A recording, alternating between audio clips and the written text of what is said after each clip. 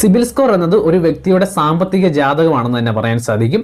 ആ വ്യക്തി ഏതെല്ലാം ഒരു ബാങ്കിൽ നിന്നോ ബാങ്ക് ഇതര ധനകാര്യ സ്ഥാപനങ്ങളിൽ നിന്നോ വായ്പ എടുത്തിട്ടുണ്ടോ, ഏതെല്ലാം വായ്പകൾ കൃത്യമായി തിരിച്ചടച്ചിട്ടുണ്ട്, കൃത്യമായി തിരിച്ചടച്ചിട്ടില്ലെങ്കിൽ എന്തുമാത്രം പെൻഡിങ് വരുത്തിയിട്ടുണ്ട്, അതുപോലെ നമ്മൾ ബാങ്കിൽ വായ്പയ്ക്ക് അപേക്ഷിച്ചിട്ടുണ്ടെങ്കിൽ പോലും ഈ സിബിൽ റിപ്പോർട്ടിൽ അത് രേഖപ്പെടുത്തും.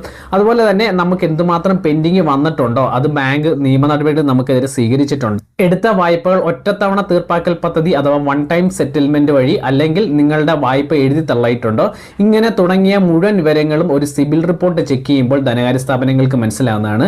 ഈ എഴുതി തള്ളുന്നതും അതുപോലെ തന്നെ വൺ ടൈം സെറ്റിൽമെന്റ് അഥവാ ഒറ്റത്തവണ തീർപ്പാക്കൽ പദ്ധതി പ്രകാരം വായ്പ ക്ലോസ് ചെയ്തവർക്ക് പല പ്രശ്നങ്ങളും പിന്നീട് നേരിടും. അത് ഈ വീഡിയോ മുഴുവൻ കാണുമ്പോൾ നിങ്ങൾക്ക് മനസ്സിലാവുന്നു.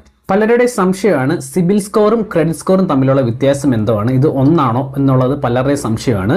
ഒരു വ്യക്തി വായ്പ എടുത്തിട്ടുണ്ടോ, ആ വായ്പകളെല്ലാം കൃത്യമായിട്ട് തിരിച്ചടച്ചു തുടങ്ങിയ രേഖകളൊക്കെ രേഖപ്പെടുത്തുന്ന ഒരു റിപ്പോർട്ടാണ് ക്രെഡിറ്റ് റിപ്പോർട്ട് അല്ലെങ്കിൽ ക്രെഡിറ്റ് പ്രൊഫൈൽ